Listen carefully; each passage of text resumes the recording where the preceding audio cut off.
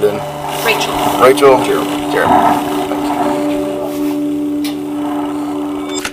This is 21-year-old Brandon Reisner standing alongside his two parents. For the last 6 hours, Brandon has been on the run from police after brutally killing his best friend. And as Brandon's parents learn their son is an alleged killer, all they can do is pray as they patiently wait for their son's fate.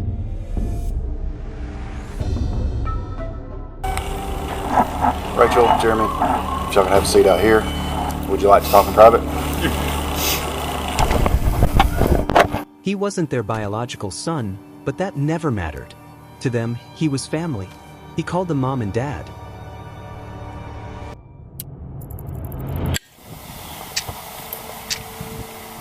On a cold November morning in 2022, a ditched Toyota Prius would be discovered by officers in Rome, Georgia. There's nothing. That's what I was looking for. There's nothing. Why this car was ditched in the middle of a creek is something police were yet to figure out. Y'all don't think he's in there? No, I didn't know there. Oh, okay. Son's name's Aaron Davis. Supposed to be coming to Rome to see some friends and going to Alabama to see his girlfriend. I don't think he made it there. Nah. I wonder where he's at. Why his car's down there. Crazy thing is, there's nothing. I mean, there was no acceleration. It's almost like it just Rode off in there or something. yeah. Didn't go all the way up in park or something. Yeah, I mean, there's lights on like it's, but it ain't running. I rode over here to see what was going on. He was down there changing out the trash. Brandon Christopher Reisner had woven himself into the Davis household so thoroughly, even neighbors assumed he was adopted. He wasn't. He was Aaron Davis's best friend, an aspiring actor with a knack for performance and a love for haunted house gigs. The DeVises welcomed him with open arms. Okay.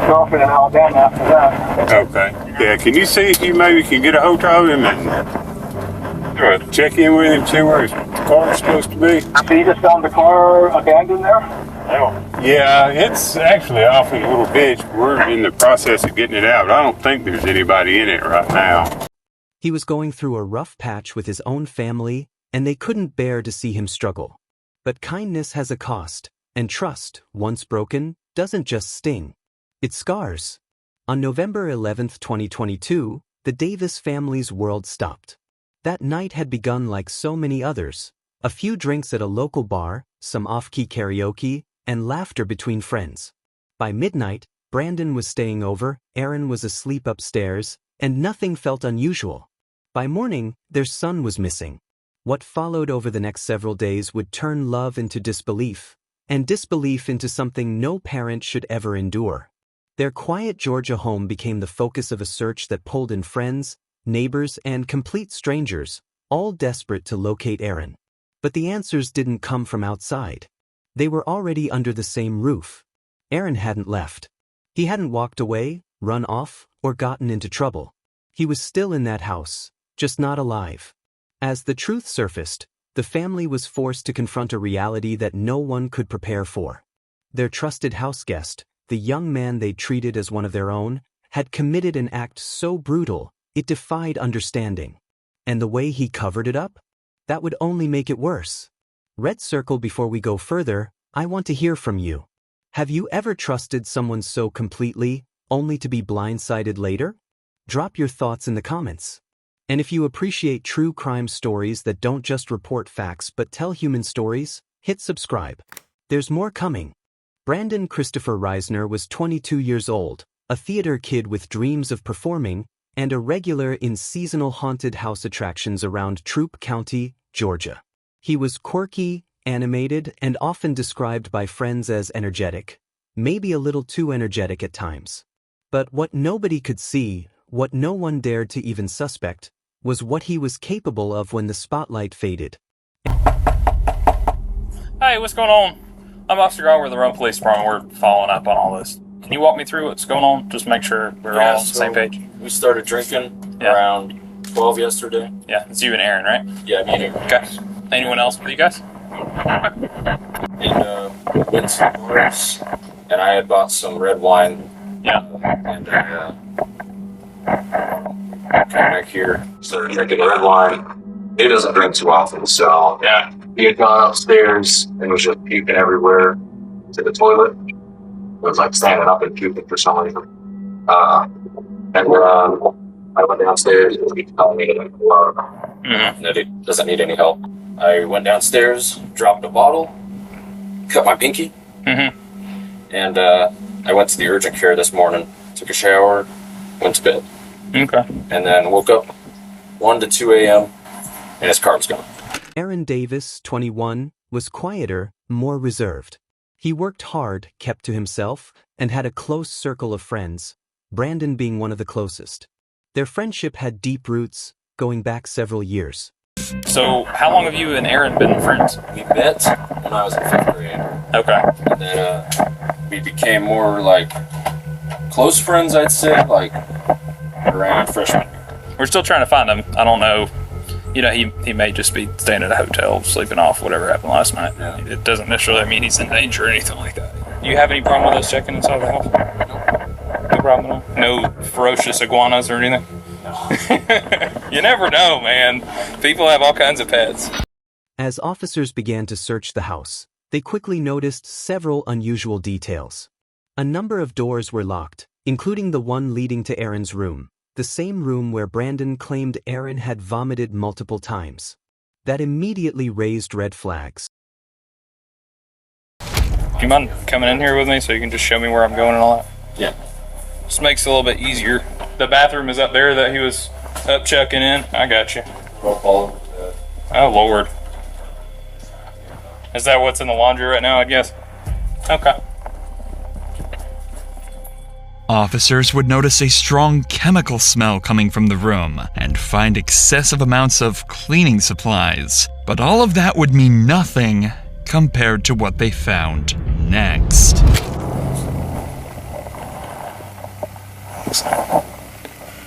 There's a significant amount of blood next to the bed, too. Decent. More than just vomit all the way over here. Looks like it's been there a while, but he could have been throwing up blood, I guess. See all that? It's weird to be throwing up blood like that. Not to mention, if he had alcohol poisoning, he wouldn't have been able to get up and move around this morning. Especially at 2 or 3 in the morning. Just poured powder right there, too. Near Aaron's bed, they discovered a large amount of blood. It was far more than what could be attributed to vomiting. The blood pooled in unnatural patterns, stretching beyond the bed area and raising serious questions about the real events of the night. There were also signs of attempts to conceal or sanitize the space. Powder had been sprinkled in various areas, possibly to mask odors or absorb fluids. It was clear that someone had gone to great lengths to clean up, and not just after a night of drinking. By this point, the entire narrative Brandon had offered began to fall apart.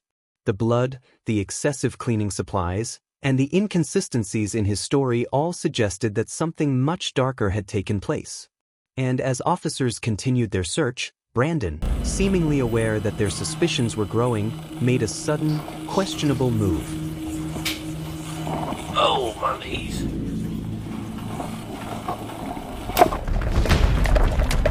Keep going. Hey, no, quick.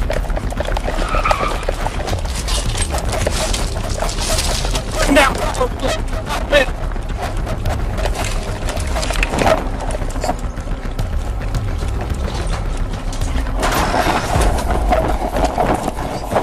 He jumped the fence, headed back towards Collinwood.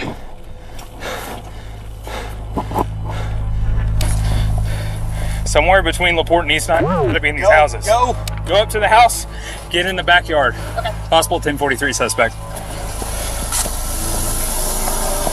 Get back on the ball. Run back towards 8. Give me more units. Would you have seen the warning signs in a situation like this? Or would you have trusted him too? Let us know your thoughts in the comments. And if you haven't already, please subscribe for more real cases that need to be remembered. In finding Brandon, police began going door to door around the neighborhood, questioning witnesses who might have caught a glimpse of where he had fled. During this effort, one officer encountered a neighbor who happened to be on a call with Brandon's father, Jeremy. Quickly, the officer took the phone to speak with him directly. Hi, I'm Jeremy Reisner, the homeowner, Yes, and sir. my Brandon's father. Yeah, we're probably going to need to talk to Brendan. Do you know where he is? No, I thought he was still at home. Now, earlier we had told him maybe drive around the areas where they normally hang out and try to look for him, for Aaron.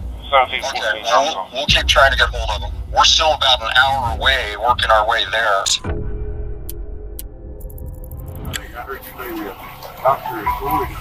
I am. Okay.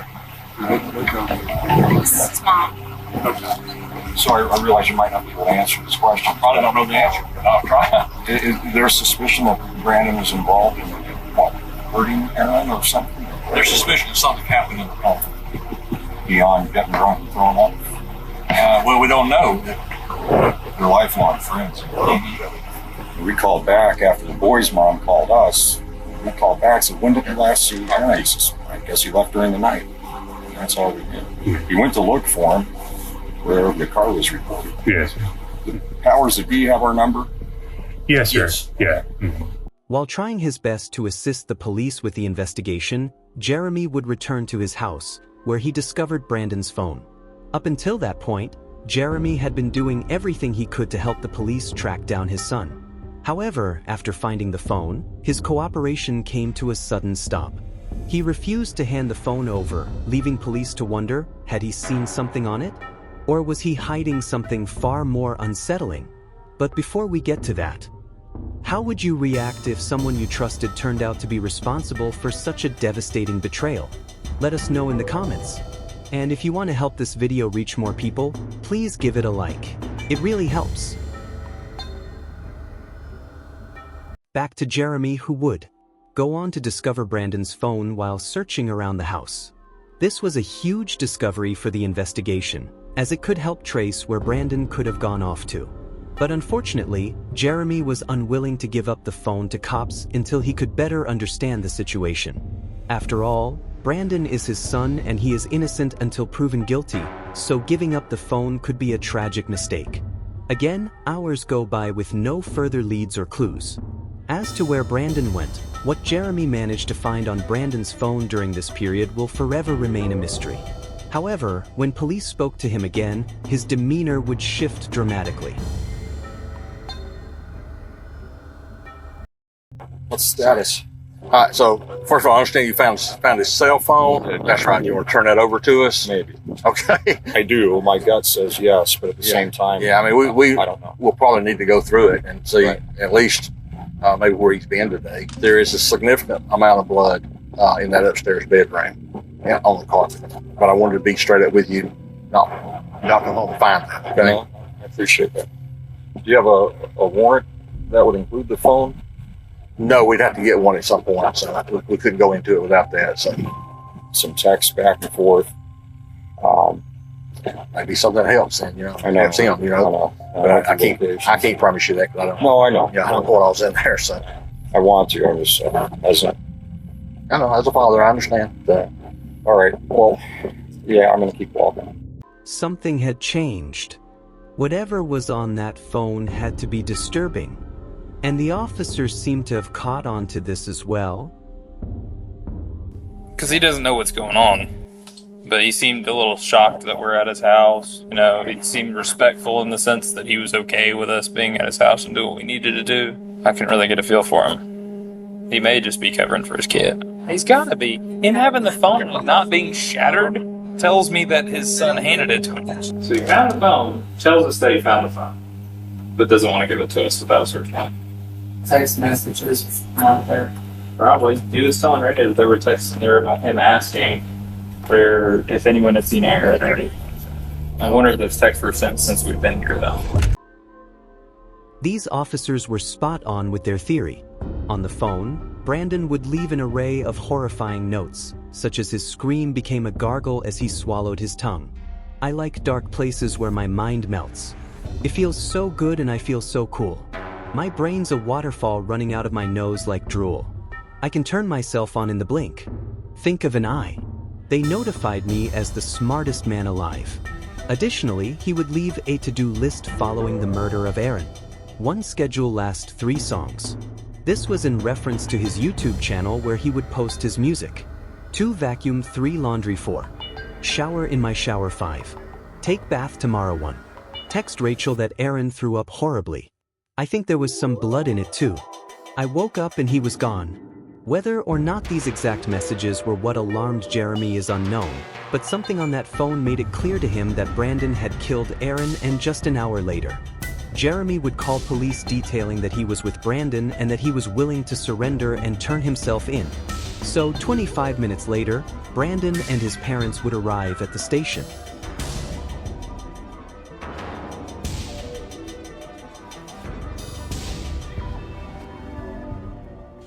Somewhere along the line, the Davis family, known for their generosity, started letting Brandon stay with them on and off when his home life became unstable. They gave him food, shelter, and something he seemed to lack elsewhere: consistency. By the fall of 2022, Brandon was practically living in the Davis household. The night of November 11, 2022, didn't start with chaos. It was supposed to be casual, a night out at Longhorn Steakhouse followed by some karaoke. Aaron and Brandon were joined by a mutual friend, and together they had a few drinks and hung out in LaGrange, Georgia. By all accounts, the night was fun, relaxed. Photos from that evening show smiles, laughter, nothing out of the ordinary. Aaron's mother, Vanessa Davis, later told police that after the group returned home, everyone appeared to settle in for the night. Brandon was sleeping in the living room as he often did, while Aaron went upstairs to bed. But by morning, Aaron was gone. At first, no one panicked. Maybe he went for a walk.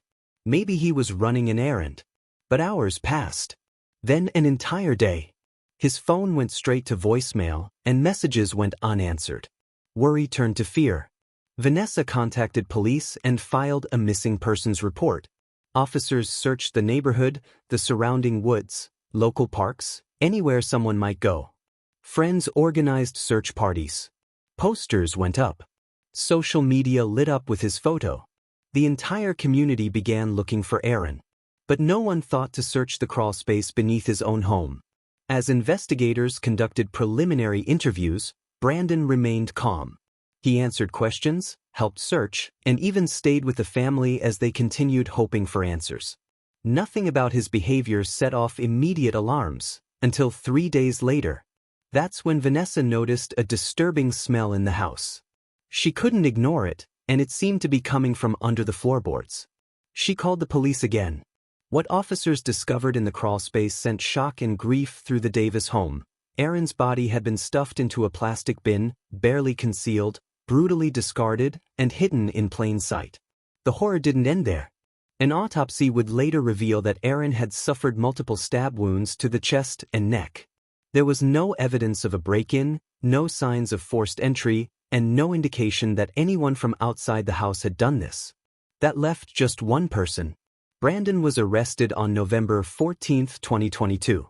Under questioning, his version of events changed repeatedly. He initially denied involvement, then blamed someone else, then confessed, claiming he snapped after an argument. But the truth, even then, felt incomplete. Investigators believed the attack was premeditated. According to arrest affidavits and subsequent reports, Brandon had reportedly attempted to disguise the killing as a missing persons case. He had spent time moving things around the house, cleaning up parts of the scene, and assisting in the very search efforts designed to find the person he had murdered. For Vanessa and the rest of the Davis family, the betrayal was impossible to describe. They had let this young man into their lives, into their home. They had fed him, supported him, treated him like a son. Now, they were left trying to understand how someone they trusted could be capable of something so brutal, and why. Brandon Jackson's arrest sent immediate shockwaves through Troup County, not just because of the brutality of the crime, but because of the callousness that followed it.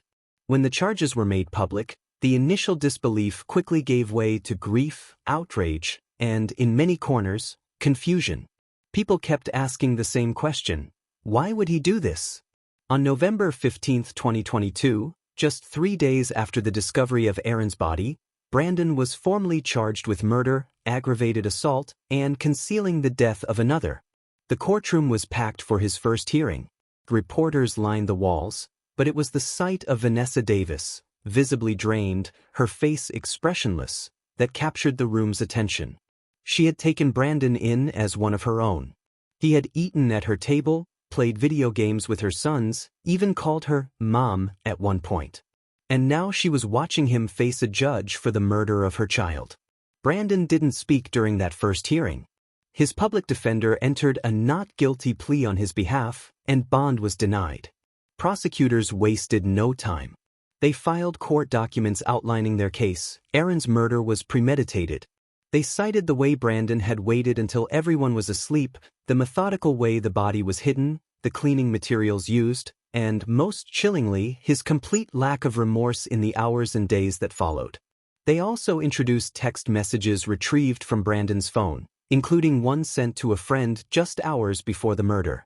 It read simply, "I'm done pretending." While the defense argued that this message could have referred to any number of personal struggles, prosecutors used it to build a narrative that Brandon had been harboring feelings of resentment and was preparing himself to act. The trial date was set, but Brandon's legal team entered a motion for a mental competency evaluation. Court-appointed psychiatrists concluded that Brandon was fit to stand trial. He understood the charges. He understood what he had done. In early 2023, a plea deal was unexpectedly offered and accepted. Brandon pled guilty to all charges in exchange for life in prison without the possibility of parole. There would be no trial. Vanessa, though shaken by the sudden resolution, agreed with the deal. She later told reporters she didn't want to hear the details in open court. She didn't want Aaron's younger brother to sit through testimony describing how his sibling's body was stored under their floorboards. She just wanted Brandon locked away forever, and fast. At the sentencing, Vanessa read a prepared statement. It wasn't loud. It wasn't dramatic. It was measured, tired, and devastating. "You murdered my son in his sleep," she said, "and then you smiled in our faces for days. I opened my home to you. I trusted you with my children. You had a second chance in life, Brandon, and you used it to take someone else's." She sat down before the judge issued the sentence, life without parole. Brandon didn't react. In the aftermath, the community's attention shifted to the broader impact of the case. For weeks, local schools brought in grief counselors. Friends of Aaron organized candlelight vigils, wearing his favorite team colors and holding framed photos of a boy whose life had ended far too soon. For the Davis family, though, the grief didn't end with a verdict. Vanessa reportedly moved out of the house within weeks. She couldn't walk past the stairwell without remembering what had been hidden below. She couldn't sleep in the same home where her son had been murdered, let alone go near the crawl space. Aaron's younger brother underwent therapy, and for a time, stopped speaking in school. Teachers described him as withdrawn and hesitant to trust anyone new. The trauma, while invisible to some, left scars that couldn't be hidden. Online, the case became a source of debate. Some criticized the justice system for allowing a plea deal in such a heinous case. Others argued it spared the family a painful trial. But most agreed on one thing: the betrayal ran deep. Because this wasn't just about a murder. It was about a family who gave someone a second chance, only to have that kindness destroyed from the inside out. Or stabbing a stranger. All of these indicate that the defendant is likely to harm someone again should he be given a chance at parole. He presents a clear and future danger to the public. His lack of remorse for brutally killing his own best friend, something he himself refers to as horrible and a slow and painful death, and then mutilating his body, further indicates the ongoing danger he presents to others. That Aaron's horrific murder is the fulfillment of a twisted fantasy of the defendant to become the top dog psychopath also demonstrates a strong likelihood that he would continue to perpetuate violence on others. That he found the police chasing him after discovering the bloody sheets to be fun and playful, likening it to a game of tag and calling it fulfillment of a dream, is alarming and further evidence of the continuing danger he presents to others. He enjoyed killing and the cover-up and the pursuit by the police. This horrific and brutal murder was premeditated. The defendant was not afraid of Aaron that night. Aaron was asleep, helpless, and vulnerable when the defendant attacked him. The defendant since has shown no remorse, and he has homicidal urges and thoughts of harming others outside of Aaron that he has acted upon. He is an ongoing threat to others, and the possibility of parole would absolutely jeopardize the safety of the public. For all of these reasons, the state asks for life without the possibility of parole.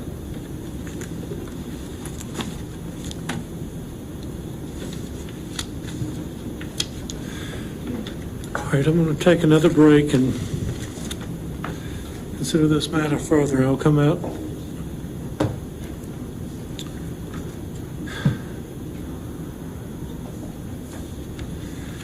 within 15 minutes, and count 3, to which Mr. Reisner also pled guilty, will be vacated by operation of law. Count 4, the aggravated assault, will be merged into count 1, as will count 5, aggravated assault, and count 6, aggravated battery. Count 7, concealing the death of another, the sentence will be 10 years. Count 8, abandonment of a dead body, there will be a sentence of 3 years. Count 9, theft by taking, motor vehicle with a value more than $5,000, the sentence will be 10 years. Count 10, removal of body parts, be a sentence of 12 months. Count 11, tampering with evidence, be a sentence of 10 years. And count 12, obstruction, that's a misdemeanor, the sentence will be 12 months. So the total sentence is life imprisonment without parole. Did you want to add something, Ms. Mayo? Your Honor, count 11 is a misdemeanor. You had said 10 years. Count 11, yes, tampering with evidence? Yes, sir. Well, I thought I looked that up. Okay. That will be a sentence of 12 months as opposed to 10 years. The sentence speaks for itself. God bless everybody in the courtroom. Oh, Your Honor, would you include a condition of no contact of any kind with Sarah and Randy Davis and their immediate family, as well as Charlie Girls Challenger? He's not on probation. The straight sentence is up to the Department of Corrections to control that. That'll conclude this matter. You bring the sentence back when it's finished. Deputy, would you like me to step out first, or would you like the defendant? Do you love true crime stories? Do you think Brandon got the judgment he deserved? Let us know your thoughts in the comments. And if you haven't already, please subscribe for more real cases that need to be remembered. This is Case File Unmasked.